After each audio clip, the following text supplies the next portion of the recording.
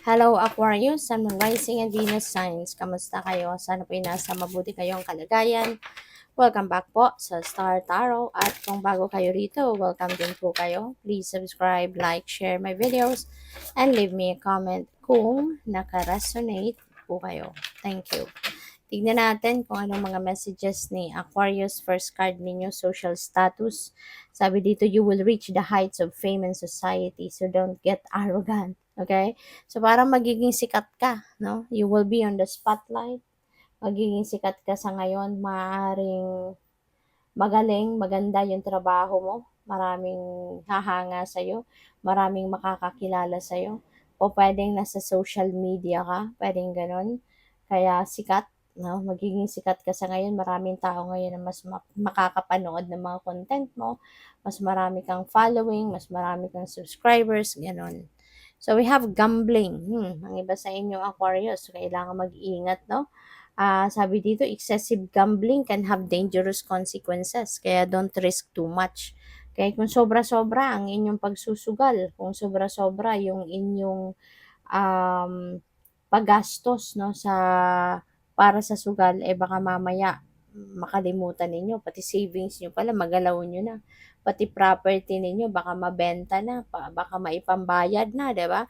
Kaya kung kanino man ito magre-resonate, ano, kasi hindi ito para sa lahat. So kung kanino man magre-resonate yung gambling message na to, so yun, don't risk too much. Kailangan na yung budget mo para sa pagsusugal, hanggang doon lang yun, no? Sana. But yeah, we are all given free will. So kayo pa rin makakapag-decision dyan. So yun lang. Kung i-consider mo yung message na to, then good. If not, no, kung anong kagustuhan mo, go for it. Okay? So we have investments. Investments made will have positive results that will bring prosperity. So invest wisely. Okay? Kung kayo ay into investment, make sure na before you sign the agreement, kailangan binasa mo ang kontrata, kailangan binasa mo, kailangan alam mo kung anong nilalaman ng kontrata na yan, ganyan. Okay? Para hindi ka magkamali, hindi ka magsayang ng pera, yung ganun, no? So, what else? We have winning. Ito maganda, Aquarius. Sooner or later, luck comes to everyone. So, don't spend everything at once. Okay? Huwag kayong maging one-day millionaire daw. Kasi blessing na to sa iyo eh. Blessing na to. So, alagaan mong mabuti. Tama yan. I-invest mo kung gusto mo. At, yeah, i-manage ninyo ng maayos. I-manage ninyo ng mabuti. 'Di ba? Para hindi masayang, hindi lang mapunta sa kung ano lang, no?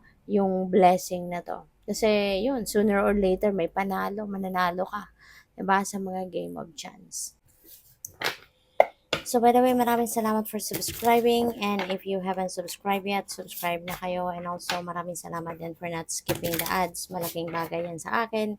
And also please click the join button sa baba ng video kung gusto po ninyo na mag-join kayo sa membership. Salamat! So, wow, Aquarius, napakaswerte mo. Diba? Meron kang winning, may panalo ka sa mga game of chance. Tapos ito, may wheel of fortune ka din. So, magbabago ang lahat. No? Magbabago ang kaganapan sa iyong buhay for the better. Siswertehin ka na. Dadating na ang swerte sa buhay mo sa ngayon. Karma is at play, destiny is at play. So, and ang karma na to is good karma. You know, yung mga magagandang ginawa mo in the past, ibabalik na yan sa'yo ngayon ng divine. Kaya magiging mas maayos na, mas maganda na ang takbo ng iyong pamumuhay. You are going to be very lucky sa ngayon. Siswertehin ka. Kaya disiplina, no? Aquarius, sa sugal, disiplina ang kailangan ninyo rito. Kasi baka mamaya, nagsusugal ka, nagpa-play ka sa mga game of chance, sinuwerte ka hanggang sa dumami na yung panalo mo, tapos maaari, 'di ba, na yan ay mawala din kasi ganun ang sugal. So, yun. So, make sure na kapag nananalo ka na siguro, uwi na. You know, yung ganun. So, but anyway, disiplina ang kailangan dyan. That is a reminder para sa'yo. And Wheel of Fortune, Eto nga, siswertehin ka hindi lang sa laro, hindi lang sa pera, kundi pati na rin sa ibang parte ng buhay mo. Pamilya, maging masaya, mga kaibigan mo, magkakaroon ka ng swerte din sa pagkakaroon ng kaibigan. Siswertehin ka din sa siswertehin ka din dito sa paghahanap ng trabaho, mga ganyan or anything, kahit sa anong bagay dito sa buhay mo, maaaring yan talaga ay dadating na yung pagkakataon mo na siswertehin ka at magiging maganda, maayos ang lahat, no?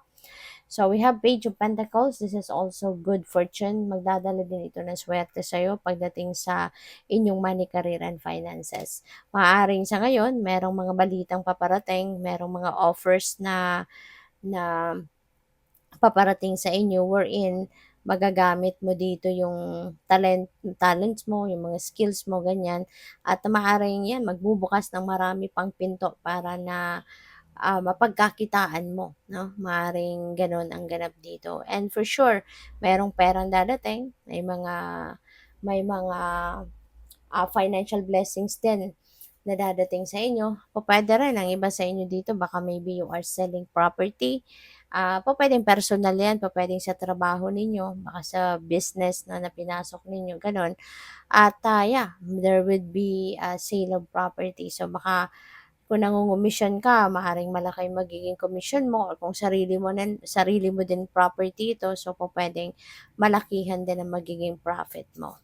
So, we have the High Priestess. Ayan. So, always remember, no, to follow, to trust, and to listen your intuition kasi yun ang gagabay sa'yo, no, sa tamang daan. You will be led towards the right path, lalo-lalo na sa pag-navigate mo ng inyong mga sitwasyon sa ngayon, sa inyong money, career, and finances. Okay? So, we have Eight of Wands. No? Swerte mo talaga. May mga good news na paparating, may good news, may mga offers ng trabaho, pagkakakitaan, negosyo, anything, no? But this is definitely going to be super good, no, para sa'yo. Magkakaroon ka ng magandang offer, magkakaroon ka ng magandang, ano rito, meron kang magandang papasok na balita, no? And that could be financial opportunity. No? Pwede rin na magta-travel ka.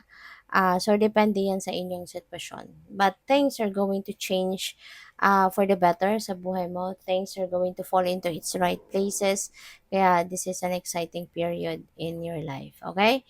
So, we have the Queen of Pentacles. Ayan. So, dito sa Queen of Pentacles, this is another prosperity and abundance energy. Aquarius, parang siksik, liglig, umaapaw ang pera dito na po pwedeng dadating sa'yo, no? So, talagang yung wheel of fortune na to maybe is going to yung energy na is going to be spread out talaga, no? Marami ang pupwedeng dadating sa inyo dito na swerte sa pera.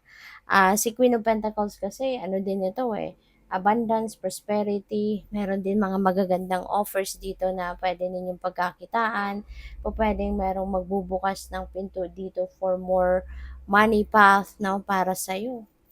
So, we have Four of Wands, and yes, celebration na to. 'Di ba? Si Four of Wands, celebration ito. So, pwede, no, na yung celebrate mo dito, yung abundance, prosperity, swerte, iba't ibang blessing na dadating. So, yun, Aquarius, you are going to be super blessed, no? So, kung ako sa'yo, i-align ko na yung energy ko with this beautiful energies. Magpapaka-positive na ako, tatanggalin ko na yung mga procrastination, 'di ba? Any negative thoughts, feelings, emotions, tanggalin mo na 'yan para ito yung mahatak mo sa buhay mo. Sobrang gaganda. Sobrang swerte, no, sa pagdating sa money, career, and finances, 'di ba? Kaya i-align mo na kasi kahit ganito kagaganda, 'di ba, yung mga energies. Pero kung ikaw negative thinker ka, negatibo yung nafi-feel mo, pupuwedeng ma-block mo 'to. Kasi yung negative hindi mag-a-attract ng positive, 'di ba? So, this is positive energies, 'di ba? Suwerte, ang ganda. Tapos kung ang iniisip mo negatibo, so parang sinasabotahe mo ang sarili mo niyan.